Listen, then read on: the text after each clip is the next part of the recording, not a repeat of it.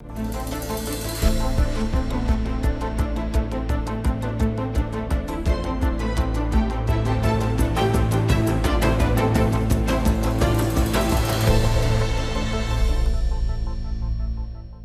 لبنى وهذه ملفات اليوم. تغيير المناخ، الخطر المنسي في زحمة الصراعات الجيوسياسية. وتحول الطاقة فاتورة باهظة، هل يقوى العالم على تحملها؟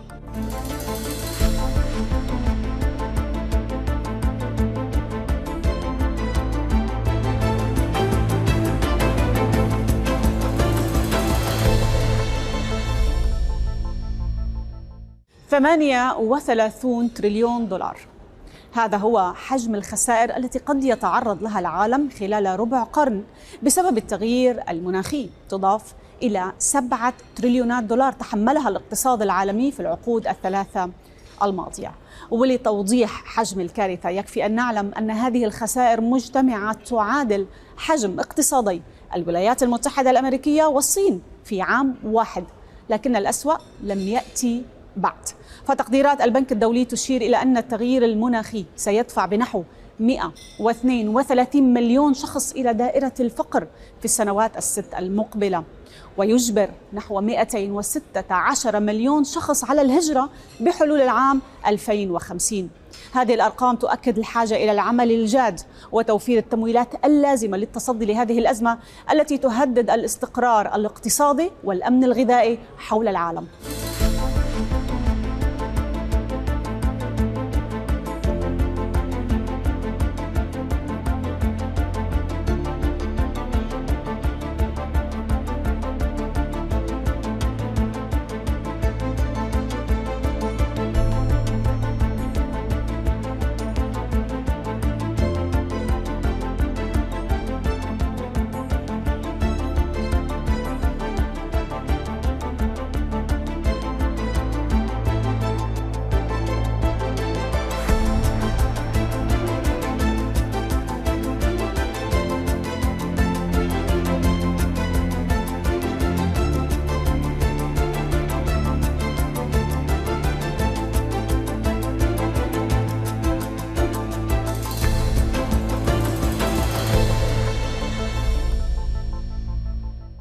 بزنس مع لبنى التقى بالمبعوث الرئاسي الأميركي السابق لشؤون المناخ جون كيري، وتحدثنا معه عن إنجازات كوب 28 وما هو المطلوب اليوم، وما إذا كان العالم على الطريق الصحيح في مسار التنمية المناخية، وبالتأكيد ما هو السيناريو المتوقع لهذه الجهود في حال نجاح دونالد ترامب في الانتخابات القادمة. تابعوا معنا.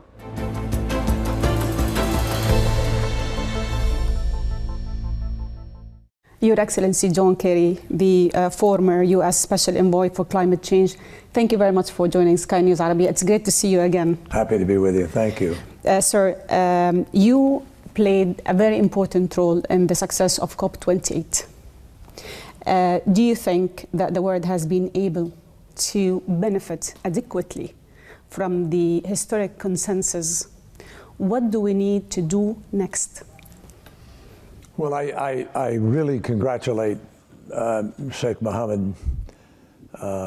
for his incredible leadership and what Dr. Sultan Al Jaber and everybody did in the UAE to take some cynicism and pessimism and outright hostility and turn it into a very, very important moment.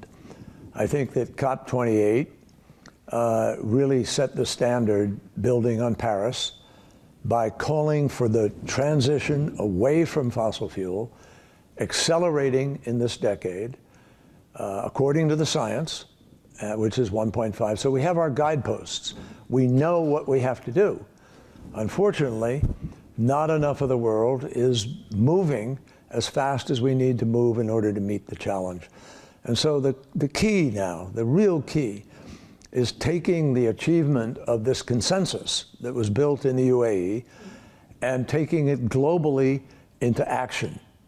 Countries must begin to implement policy that actually moves away from dependency on fossil fuel, builds out new energy systems, new technologies, And we have many of those technologies. Solar, wind, hydrogen increasingly. It's not quite commercial yet, but it will be. We have other possibilities with battery storage, which is a game changer in terms of baseload nervousness. So I believe that the UAE made the mission about as clear as it could possibly be. Everybody signed up to it. Now we have to do what we promised to do.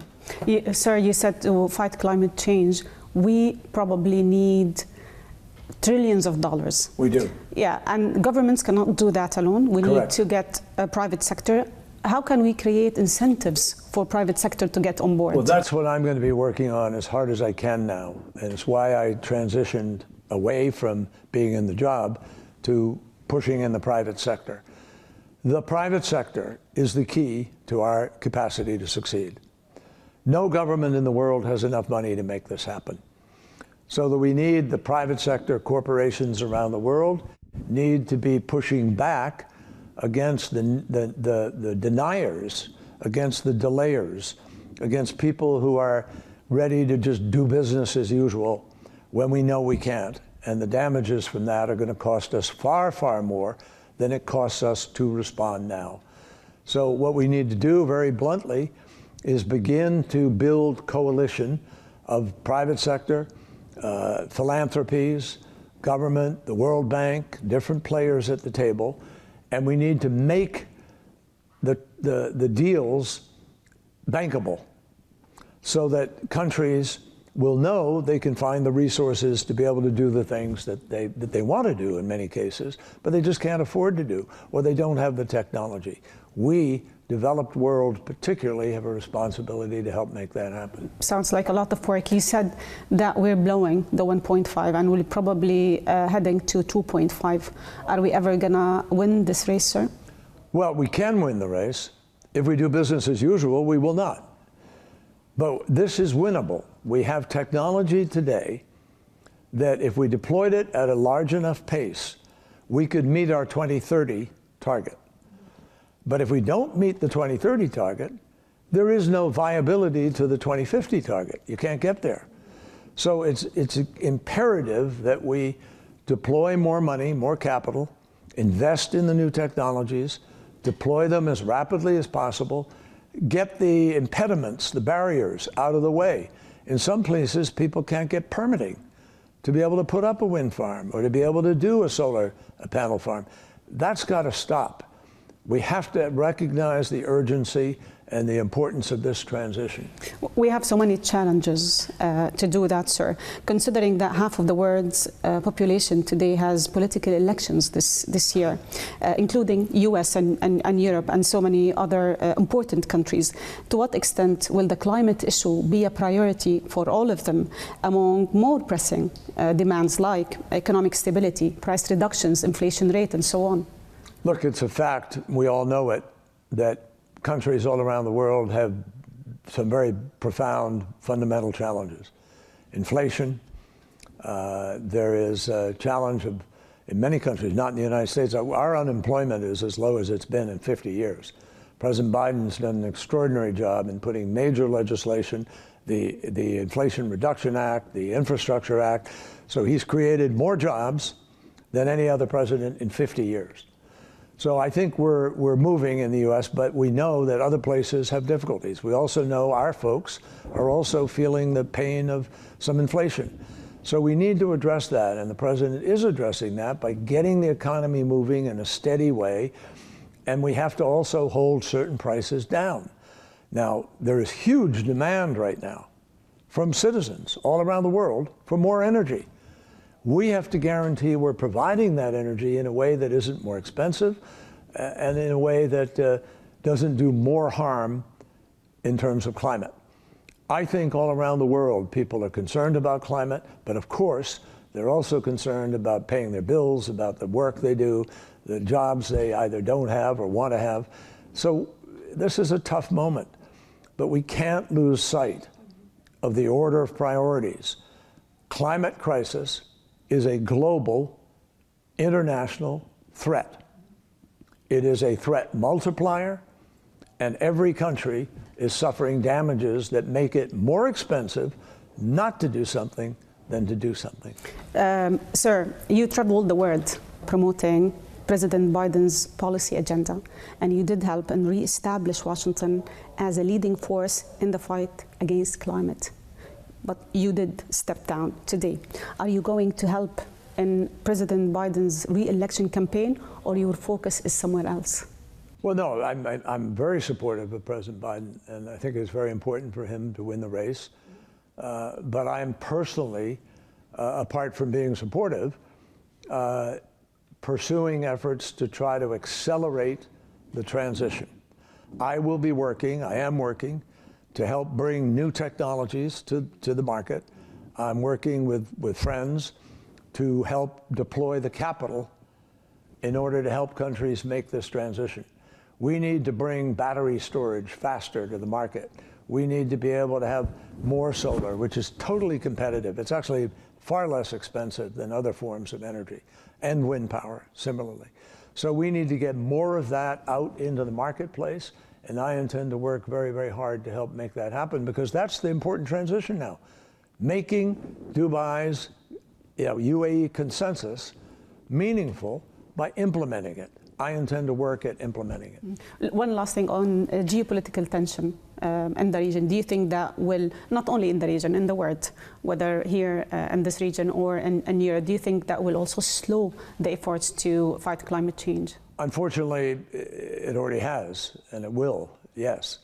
What's happening in Ukraine, what's happening in the Gaza and in the Middle East, seriously detracts from the ability of countries to put all the resources necessary and to put all of the focus necessary to get the job done.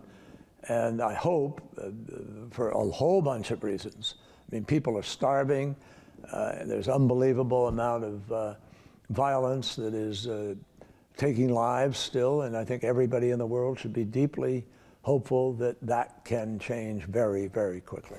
Do you believe that the change in the leadership in Iran following the passing of the Iranian president might result in a shift in Iran's policies here in the region and the nuclear negotiations? One could hope that it would, but I don't have any real belief that there'll be any change of significance with this transition. The Supreme Leader has been very clear. He is the basic international policy decider,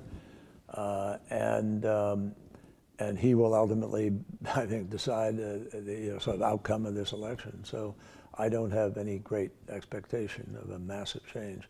I do think it would be critical, though, for the region to take steps to try to minimize the dangers as fast as it can.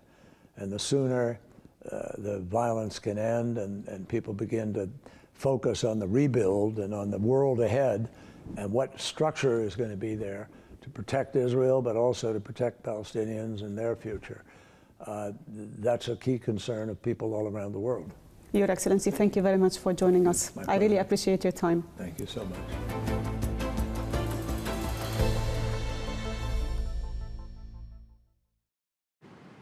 If you forgot your pajamas, Emirates has got you covered.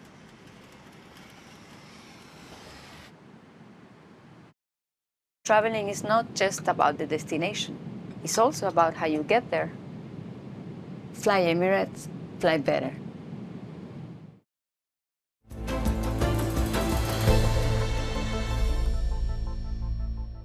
كثير من الأصوات تنادي بضرورة مكافحة تغيير المناخ وتسريع تحول الطاقة، لكن هذه الأصوات تتجاهل حقيقة أن الطريق أمام هذا الانتقال لن يكون مفروشا بالورود. فالتقديرات تشير إلى أن تكلفة تحول الطاقة ستبلغ 300 تريليون دولار بحلول 2050، أي 3 أضعاف حجم الاقتصاد العالمي حاليا.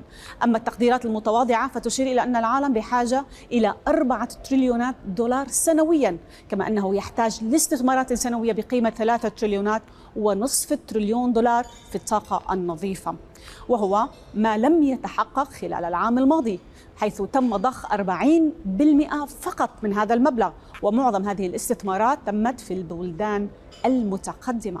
أما البلدان النامية والتي تشكل 83% من عدد سكان الأرض لا يزال همها الأول توفير الطاقة والغذاء لسكانها والقضاء على الفقر.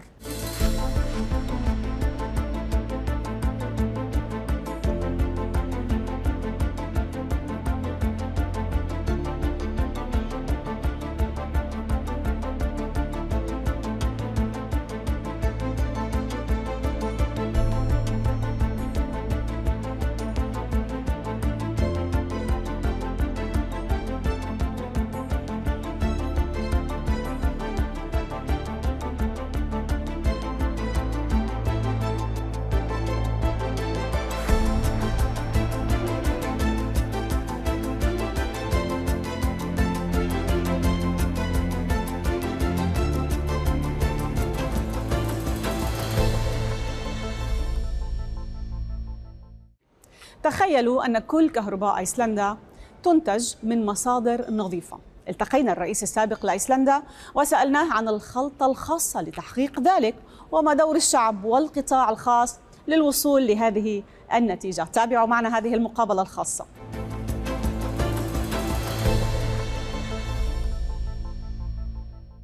Your Excellency Olafur Grisman, the former president of Iceland, thank you very much for joining Sky News Arabia.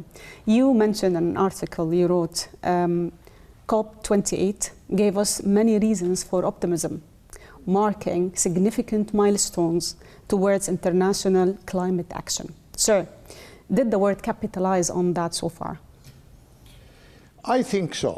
The remarkable thing about COP28 was it demonstrated the success of a new model of bringing the world together.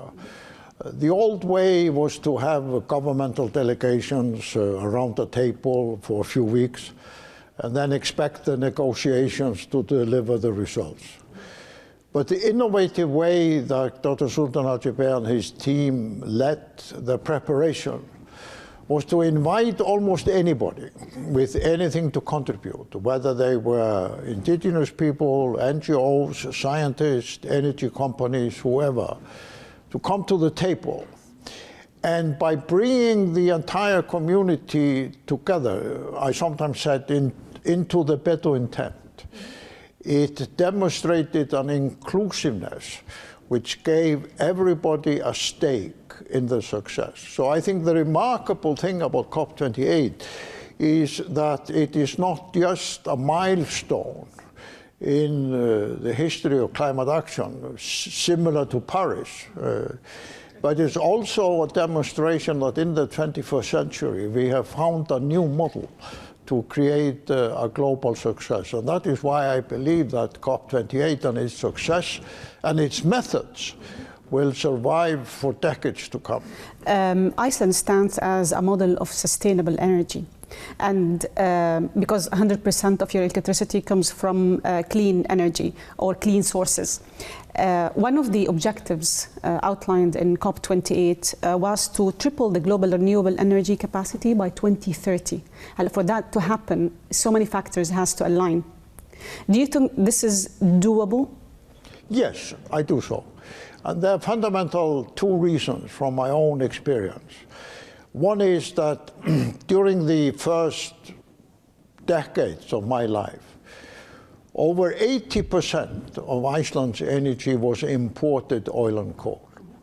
We are now, during my lifetime, #1 in the world in terms of clean energy achievements. And it has brought enormous business opportunities for my country. I sometimes say we became a clean energy country not because of climate vision, but because it was good business. It was good for the prosperity of the people. The second reason is that 15 years ago, I went to China and explained to them that through geothermal technology, China could replace the coal-driven heating system in Chinese cities with clean geothermal. And now, 15 years later, the cooperation between Iceland and China in the geothermal area has become the biggest geothermal project in the entire world. So if my own country can go from 80% imported oil and coal into 100% clean energy because it's good business during my lifetime, and in 15 years we can create with China the biggest geothermal transformation in the world, I strongly believe from these examples that the ambition of COP28 in terms of renewable energy is realistic, doable, and 10 years from now, we will celebrate its success. Beautiful. I would like to discuss more the good business part. You said a comprehensive clean energy transformation is a good business. Can you tell us more about the strategies employed to do that in Iceland? Well, we first started with the geothermal by putting pipes in the streets to heat our houses. And gradually we discovered we didn't have to import oil. We were not dependent on the fluctuating oil prices. Then we built hydropower stations. And now we can offer aluminum companies, data storage centers, and others energy contracts with fixed energy prices because it's clean energy for the next 10, 15, or 20 years. There's no other country in Europe which can offer factories, data storage centers, whoever, fixed energy prices long term. And then we build spas, greenhouses, tourism, electric cars and buses, all kinds of business opportunities that have become the pillar of our prosperity, because as you know, Iceland is now one of the most prosperous nations in the world. So I often say it is not just a question about energy. It's also a question about multi-level, multi-dimensional business opportunities in the 21st century for the communities, for the people, for different nations. And in other parts of the world like China, India, and others, to move away from coal-driven heating systems that are the major causes of the pollution in the cities, it's also a health issue. I mean, clean energy, geothermal transformation in China is fundamentally a health issue. There are over 2 million people who die in India and China every year because of pollution in the cities. So I think this whole discussion that is just about energy is somewhat misleading. The notion that you need to subsidize clean energy is an old-fashioned way. Yeah, you had to do that 15 years ago, 20 years ago. But now clean energy is competitive to any other form of energy in any market in the world. Mm-hmm. How did you manage to make the people of Iceland part of this and push in the right direction? Well, it's a very interesting question, because I often say when people ask me, what have you learned from your long public career? And my shortest answer is the fundamental lesson is people are not stupid. I mean, ordinary people have an inner sense of what is good for them and what is clever. So the fishing towns all over Iceland, who used to spend a lot of the money they earned from going on the fishing boats and catching the fish in importing oil and coal to heat their houses and drive the electricity and so on, realized, why are we spending all this currency on importing oil and coal if we have this clean energy next to us? So, for example, the fishing town Grindavik, who is next to the famous Blue Lagoon, started their geothermal progress because the people saw it made sense to use the local geothermal clean energy to heat their houses instead of paying oil companies from America or Britain or else a lot of money to do that. And then, of course, something interesting happened. The spill of water from the geothermal power plant was allowed to flow into the lava, and it created a lagoon. And gradually people started coming and bathing in the lagoon. So now we have in Iceland the world famous Blue Lagoon, which is probably the most famous spa in the entire world, where we charge people almost 100 euros each to bath themselves in a spill of water from the geothermal power plant. So it can lead to tourism, spas, all kinds of business opportunities. There is actually no limit. We have fish farming, we have greenhouses, we have aluminum smelters, we have data storage. All this diversified modern economy, which is now the foundation of our 21st century prosperity, has been caused by ordinary people, entrepreneurs and others seeing all kinds of new opportunities in the renewable energy transformation. That's why I think the COP28, by pinpointing this transformation, was exactly right and was sending the world a very important message. Thank you, Your Excellency, for your time today. Thank you.